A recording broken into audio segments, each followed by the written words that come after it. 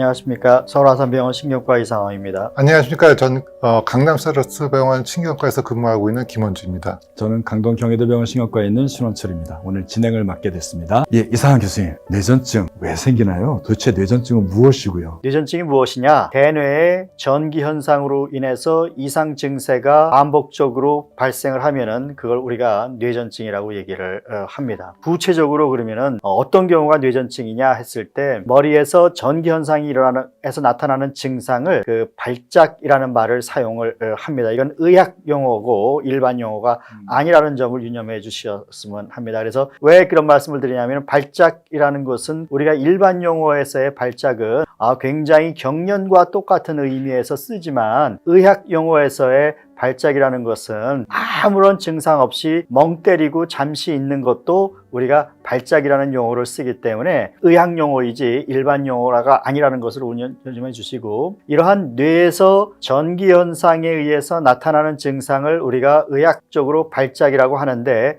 여기에는 뇌에서 전기가 생기는 원인이 뚜렷한 경우가 있고 원인이 뚜렷하지 않은 경우가 있습니다. 그래서 원인이 뚜렷하게 있는 그런 지금 당장의 원인이 있어서 머리에 전기 현상이 생겨서 증상이 나타나는 경우는 우리가 그건 유발성 발작이라고 그래서, 그러한 발작이 자주 반복되는 경우는 우리가 뇌전증이라고 그러지 않습니다. 예를 들면은 간이 안 좋아가지고 간성 혼수가 와서 간성 혼수 때문에 발작이 일어나는 경우, 이런 경우를 우리가 뇌전증이라고 그러지 않습니다. 급성 유발 요인이 없이 생기는 뇌의 정기적인 현상, 그러한 것이 2회 이상 발생을 하게 되면은 우리가 이제 그때서야 뇌전증이라고 얘기를 하죠. 그러니까 우리 뇌는 정기적인 흥분으로 우리가 말도 하고 팔다리 움직이고 보고 느끼는 건데, 그런 정기적 흥분이 어떤 손상에 의해서 과도하게 흥분이 나타나는 경우, 그렇기 때문에 그게 뇌가 흥분하니까 주변으로 뇌가 전기가 퍼지면서 나타나는 현상을 경련 발작이라고 하는데, 그러니까 뇌가 정기적인 흥분성이 있는데 그게 과도하게 흥분되는 어떤 원인이 있어서 그게 반복적으로 나타나는 경우를 뇌전증이라고 얘기를 한다. 뇌전증은 비유발성, 전해질의 변화나 혈당의 변화나 이런 다양한 다른 문제로 인해서 생기는 것이 아닌 발작이 2번 이상 반복될 때 나타나거나 병이라고 진단하고, 한 번이라 하더라도 뇌파 이상이 있거나 뇌 영상의 발작을 일으킬 수 있는 원인이 명백하게 나타나면 뇌전증으로 진단한다. 이렇게 정리해도 될 것 같습니다. 뇌전증이 생기는 이유는 전기 현상이 정상적으로는 자기가 가야 될 길만 가야 되고 보통 전이에 의해서 신경 전달이 돼야 되는데, 그것이 비정상적인 통로를 통해서 엄청 많은 세포가 한꺼번에 폭발적으로 전이가 그 비정상적으로 꺾이질 않으면은 그게 이제 그 뇌전증 발작이 생기게 되는 거죠. 뇌전증은 왜 생기는지 제가 조금 정리해 보면, 여기 보이는 대로 유전적인 요인이나 뇌에 아주 미세한 손상 또는 크게 외상을 당하는 경우나 뇌 염증이나 감염이 있거나 뇌졸중이나 뇌종양과 같이 뇌에 손상을 일으키게 되면 그 부위가 굉장히 예민해진 상태로 빠지게 되고, 잠을 못 자거나 스트레스 받거나 다양한 뇌를 자극하는 활동들이 들어오게 되면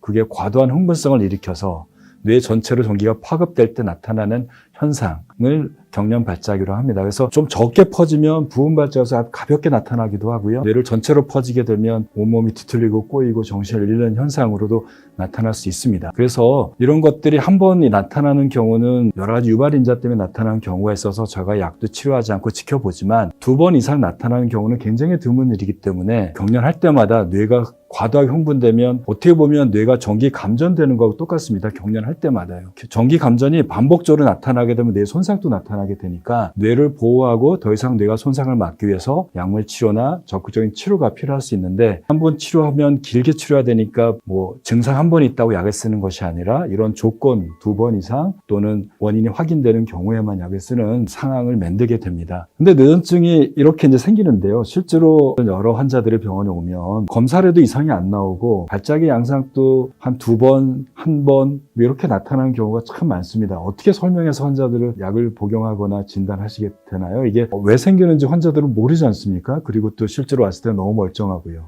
신원철 선생님께서 말씀하셨듯이 이 발작의 가장 큰 특징은 이게 간헐적으로 증상이 생기는 것이죠. 다른 질병들처럼 어떠한 증상이 나타나서 그것이 지속해서 나타나는 것이 아니라 일시적으로 나타났다 그 다음에 또 회복이 되고 그런 그 증상이 계속해서 반복이 되기 때문에 환자들도 이런 그 발작을 일으킨 다음에 자기가 뇌전증이라는 걸 받아들이기가 어려운 경우도 많고요. 이러한 발작이 계속해서 반복이 되게 되면은 이것이 치료를 안 하는 경우에는 결국 이 발작이 일어나면서 뇌가 2차적으로 손상을 받을 수도 있고요. 또한 이런 발작에 의해서 또 외상을 당할 수도 있는 위험성도 있고, 그런 여러 가지 위험성이 있기 때문에 이런 위험성을 잘 설명을 하고 또한 치료를 잘 함으로써 정상적인 저희가 사회생활을 할 수가 있기 때문에 그러한 것을 이해시킴으로써 이 치료의 순응도를 높인다고 저희가 생각이 듭니다.